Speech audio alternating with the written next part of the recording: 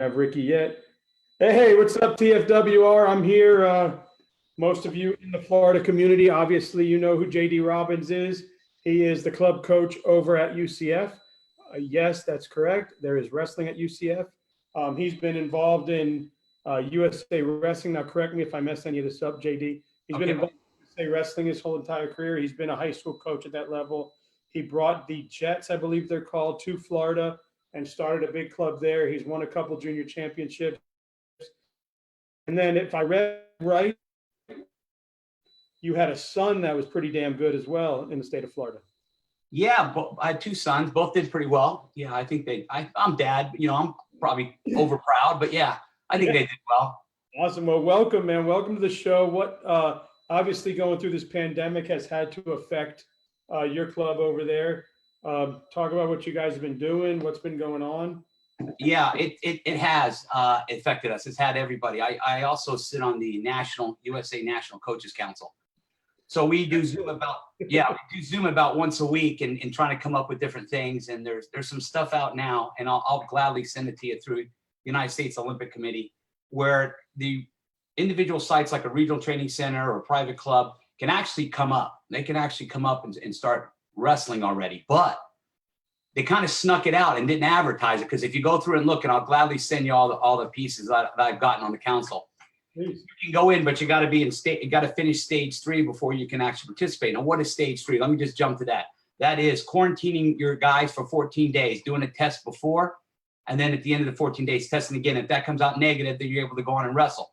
How do you quarantine your team for 14 days when they go back to different places? So a lot of it's unrealistic, a lot of it, but it's out there. Not saying you can't if you can meet all these things. I personally can't figure out how to meet it. And I had a phone call this morning with Eric Guerrero, who sits on the council with me, goes, because they opened up. They're going to have a tournament in the 14th in Bixby, Oklahoma. They're going to have a tournament. So, how do you do that and still keep the 10-foot distancing rule? This will be some good takedowns, a lot of, good foot movement, I guess. But so there's a lot to do with that. We're just trying to figure it all out. I think USA Wrestling obviously is an awesome organization.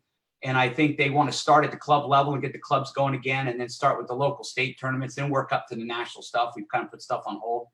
And of course, you always get the lawyers involved, and they're telling you, wait. What wrestling doesn't. How difficult is it to justify right now having 200 kids in a camp in the same exact room for 2 days? It's difficult, and USA Wrestling doesn't want the black eye of, hey, that's a sport where some kid, they got together and he died. So right. The lawyers are, obviously, telling USA Wrestling, be careful. So that's why I said, I think USA Wrestling wants it done at a club level where their responsibility falls on the club coach, then the state for competition, and then moving into national stuff as we see how it opens up. Well, that's awesome. So you guys are part of what they call the NCWA, correct? Yeah, National Collegiate Wrestling Association, which unfortunately or fortunately, however you want to look at it, is growing. Unfortunately, that team's dropped from the Division II into Division I. They're down to what? Division I is 73 now? And I think 88 for the Division II. And the NCWA is sitting at 182 teams. Okay, so there's the good part and there's the bad part.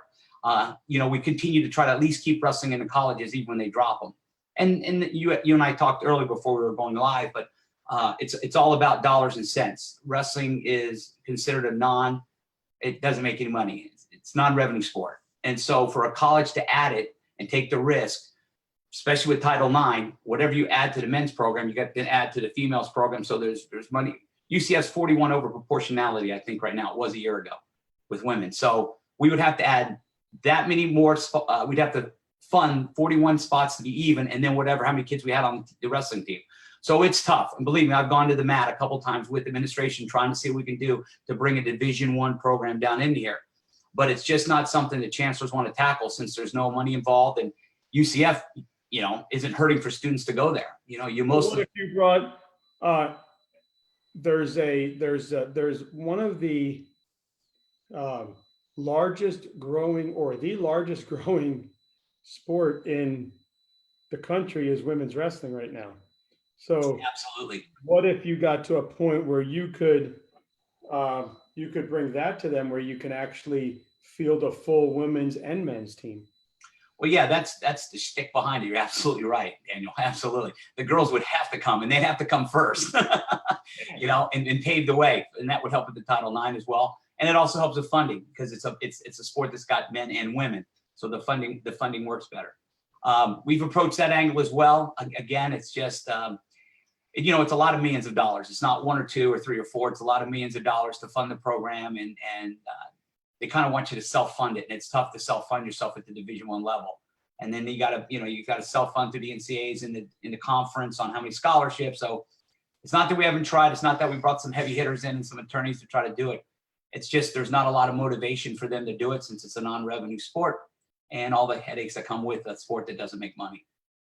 So you would have to, if they said, yes, we'll make you Division I, but for the first 3 or 4 years, prove to us that you can self-fund and it makes money, and then we'll start to offer funds to you to fund the sport. You kind of would have to do something like that. They'd want to see you kind of create revenue for yourself and show that it's a sport in Central Florida that will thrive, that will bring fans, that will bring events, that will bring tournaments. And because you guys have a big event that even Life U was telling me they come down and wrestle in. Yeah, we've got some Division II teams in there. We have Citadel and had that program. They were coming down with Division I teams.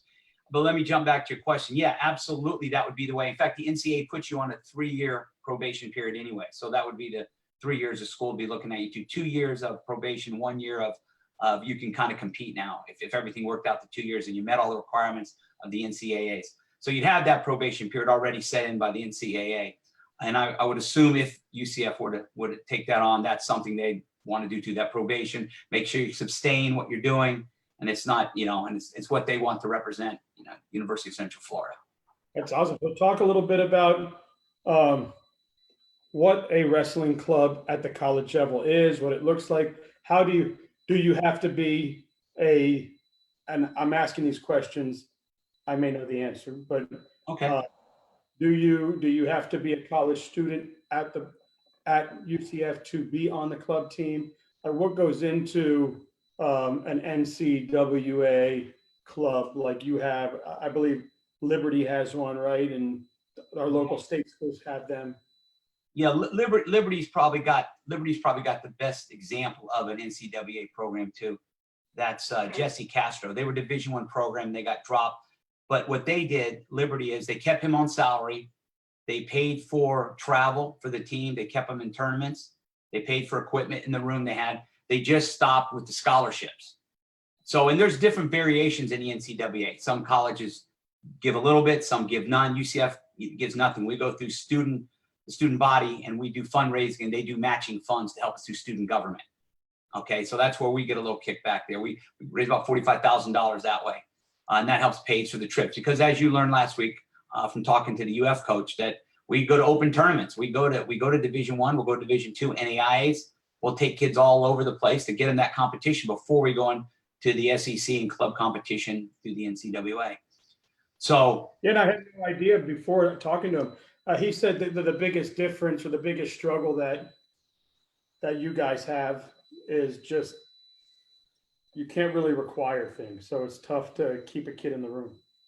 Yeah, well, you don't have them on scholarship. So you tell them, hey, you're going to show up for practice. I'm throwing you out of here, clean out your locker. I'm taking home your money. Tell your parents you're coming home.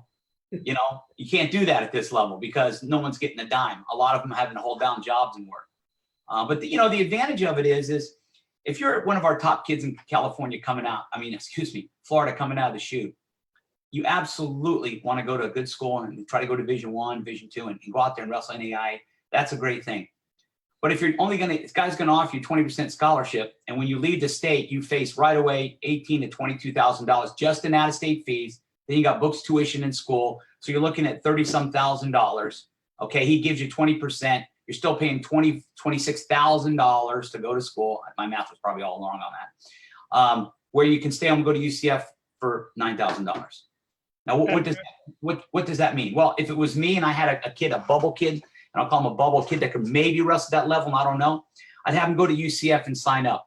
And if he only takes 6 units, it's kind of called a gray shirt. He's not a full-time student, so his clock doesn't start.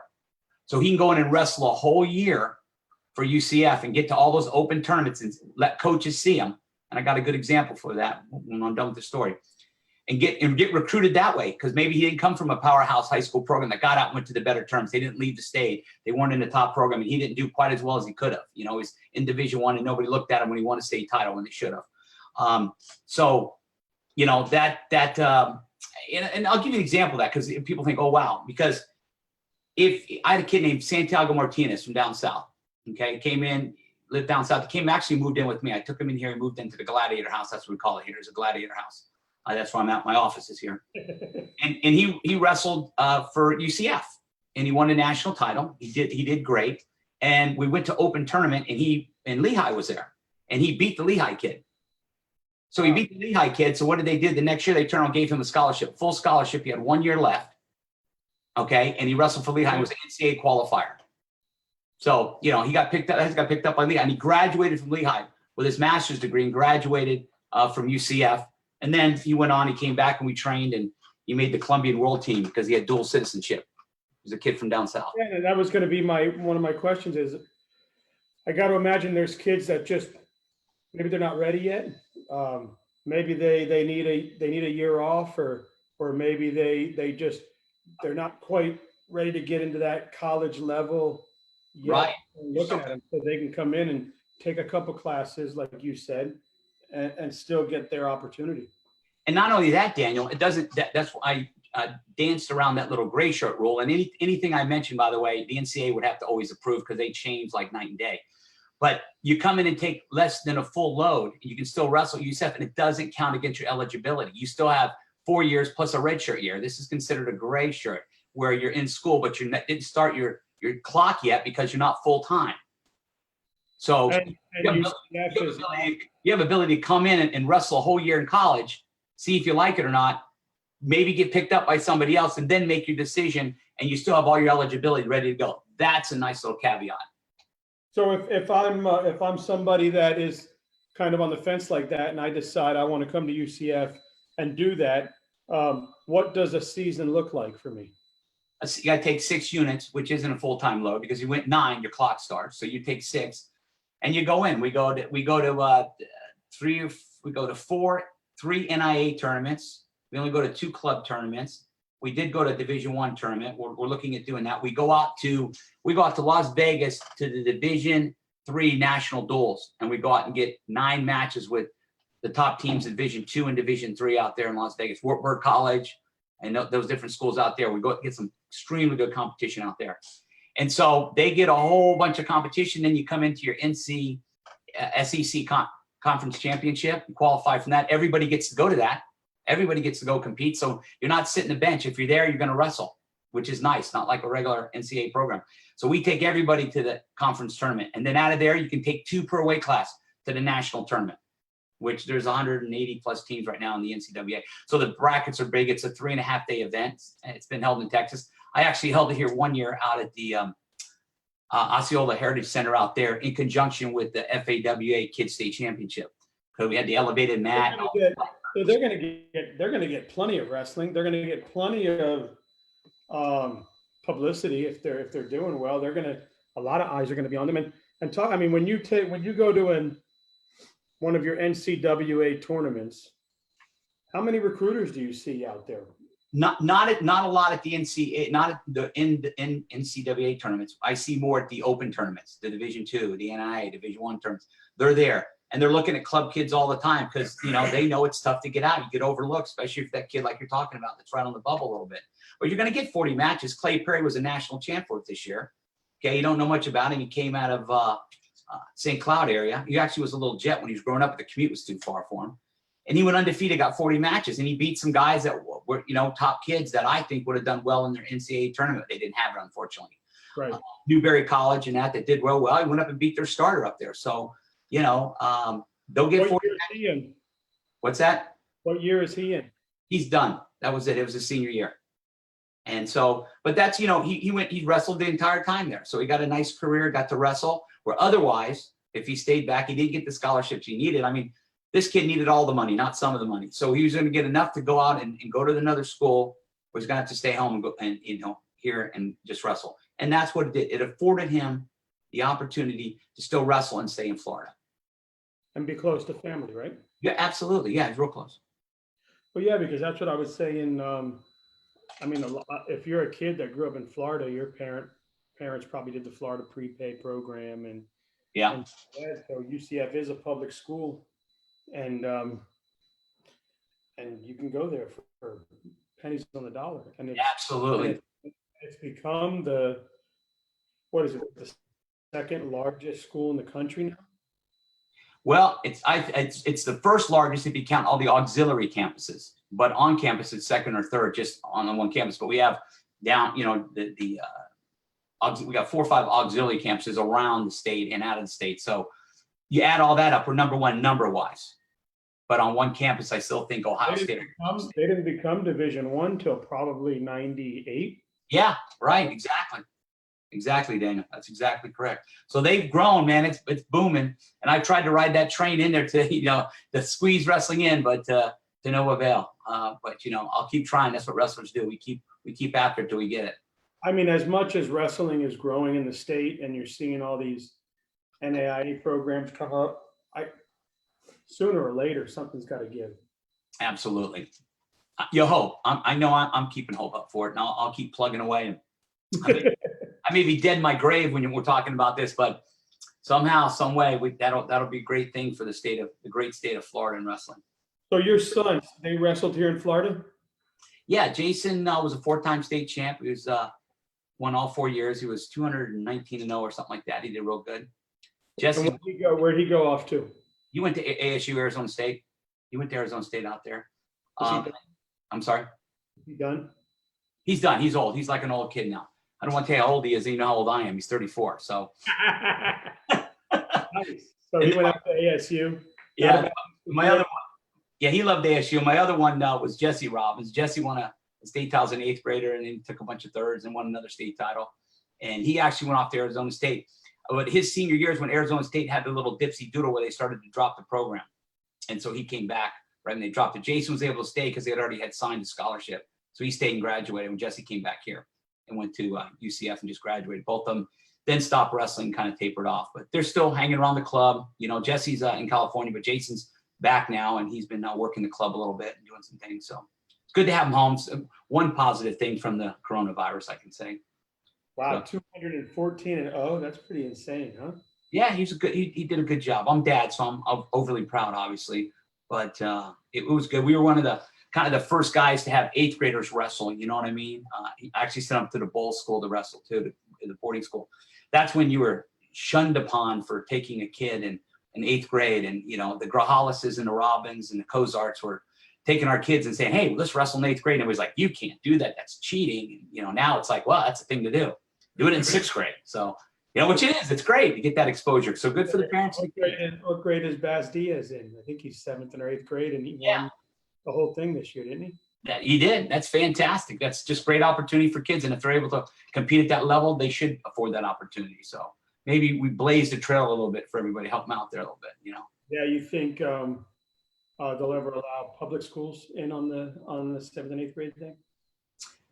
I don't see why not, because they're all about always FHSA and the school board are always about level playing fields. So it would make sense to level the playing field there, but I'm sure there's some bureaucracy in there somewhere, that's not letting that happen. See, that doesn't happen, does it? Yeah, no, not hardly at all. Well, man, so you got a pretty good thing over there. I hear really good things about CJ. He came from where? Springfield? Springstead. And they have a heck of a program. They had a great program. We used to battle him back when I used to coach at Oviedo. So he did a bunch of country boys, and he is doing a phenomenal job. I've kind of released the reins a little bit, we'll say, and he stepped in. I think next year I'll be the director of wrestling. He'll be the head coach alone. This year we kind of co-coach, but he's done a phenomenal job. He's really grown. He can coach with me, so that says a lot to take the criticism, because I'm hard on assistant coaches. How long have you been there? 8 years. And so when you first got there 8 years ago, how many kids did you have in the room? About the same that we have now, because we took it over from Johnny Rouse and Jason Bama, and they did a phenomenal job of greasing the skids and building the excitement and raising money for mats and uniforms and all those things. So it wasn't that we had to take it from here to there. What we've done is we've maintained it. We won a national title a couple years back, and we're always in the top 5. We've always got national champs and All-Americans. doing a good job.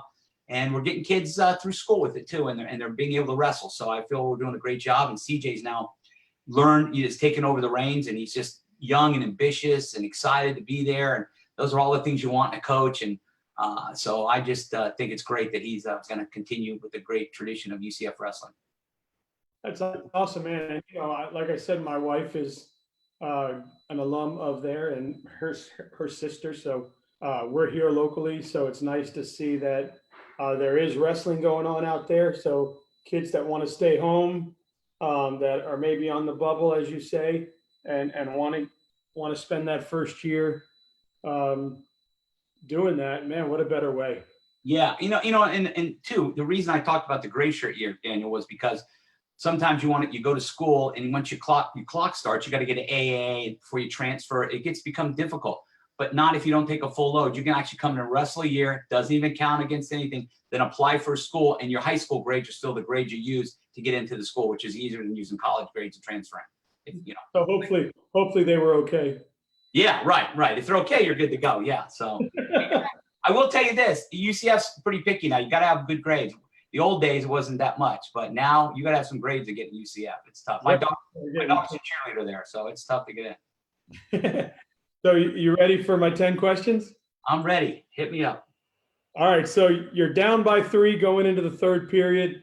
You have choice. Are you going top, bottom, or neutral? Bottom. Folk style or freestyle? Well, freestyle, I wouldn't go down with 3. I'd be on my feet. I would just stay on my feet. But that folk style, I'd be down, yes. No, the second question is folk style or freestyle. Okay, gotcha. I think all 3 are important. It's like having a gun. And if I got a freestyle bullet, a folk style bullet, and a Greco bullet, my gun's got 3 bullets to shoot and kill you and win the match. So you like them all. It's tough for me. I like them all. And I like Greco too. I obviously, I'm a Greco national staff. So I obviously like Greco. And I think there's value in that too. I think it's a lot comes from the coaching. People will always say, well, you can get bad habits from this or that, but you can get good habits if you can coach them up and get good things from it. And I really, truly like the idea of being able to change styles so the kid's not doing the same style over and over and over. I think just not having to go folk style 12 months a year, because we all want our kids to wrestle year round. But to wrestle 12 months, you take a little time off, do some freestyle Greco, have some fun with it. Just about the time you get tired of that, boom, folk style's back, yay! And about the time you get done with the NHSC Nationals, you go, man, I'm ready to take a break. No, we're not. We're in room Tuesday doing freestyle and Greco. So, kind of circulate. So if you want me to pick between freestyle and folk style, I'll say freestyle. Okay. Headgear or no headgear? No headgear. You have 1 day available for training. Do you choose a rumble or a clinic?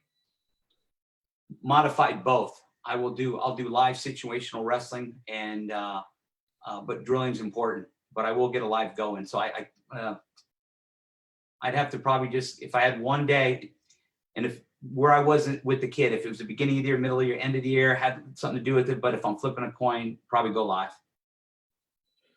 Who wins the rematch, Loudon Swain or Brian Shute? Brian Shute. Everybody says that. Which title holds more prestige, the 32 or the Fargo? I think Fargo does. I think the 32 is a great tournament. I wouldn't dispute that at all. But I feel like at Fargo, every single kid gets there because the state helps fund them, and they get all their best kids there. Every state represented, and all the kids get there. Super 32, I think, if you don't have a coach to get you in or somebody gets you in, you got to fight to get in there because it's so prestigious. And it's a great tournament. Don't get me wrong. I think it's great, but it's much easier to get you get your number 1, 2, 3 in freestyle and Greco in Ohio, and you get everybody there. And if the kid can't afford it, the state gets them there, where that kid may not be able to afford to drive down and do Super 32. So that's why I give Fargo the nod. More dominant, pin or tech? Yeah, I keep giving you discussion on every single yes or no, and that's not how this is supposed to work. If I talk to my good friend Wade Chalice, he would say pin, but I say tech. Yeah, Steve Hall is screaming right now because he's the one that asked that question, and everybody's picking tech, and he keeps putting tech. Yeah. All right, here's some off wrestling stuff. Popeyes or Chick-fil-A? Chick-fil-A. Chicken nuggets or chicken tenders? Chicken tenders. Whopper or Big Mac? Big Mac, special sauce. I love it. Hey, man, I really appreciate you coming on, man. And I know I was messaging with CJ. If he ever wants to come on, man, let him know I'm always available. Yeah, you need to get him on and you need to get him on and grill him a little bit. He's got to get used to talking in front of people a little bit. Yeah, for sure, man. I would love to. I would love to. And I really like to keep it like this. You know, I'm sure people would want me, Steve Hall, Tech. I'm sure people would want me to get into past stuff with the Jets and other things, but I'm not into that. I just want to talk wrestling. I get you. I feel you. Same with me. It's what's best for the greater good, Daniel, and that's what you're doing right now with these podcasts. It's great. It's live stuff. You got who you interviewing next? Pat Downey? Yes, I hear that he is an extraordinary human being, so I'm excited. He is this. You ready for this? You want a tidbit of information? Yes. He was a Florida Jet. He lived with me for 2.5 years. Really? Yes. Him and Jordan Spieler. I had 1 year. I had him and he made the freestyle world team. Jordan Spieler made the Greco team that year, and Santiago made the freestyle team for Columbia. And all three were living here. We had 3 kids living in Oviedo, Florida, that all went out and made world teams. Wow. He'll tell you about it. Bring up my name. He'll get all crazy on you. But having him and Jordan Spieler in the house, now that was a treat. I think we had a taser sitting on the coffee table just for shits and giggles when they got had a hand a little bit. You know, it was that was rough. Any of your guys out there in the world that you think would be good for this platform, man, send me the info. I'll hit them up. We'll do. We got some guys on the National Coaches Council that can come in and talk maybe about coronavirus for you. You know. Yeah, it'd be great. And CJ said he's going to let me know when the UCF thing is. I can bring my kid out there and check it out. Fantastic. We'd love to see it. All right, sir. You take care. Thanks so much. Thank you so much again. Bye-bye now.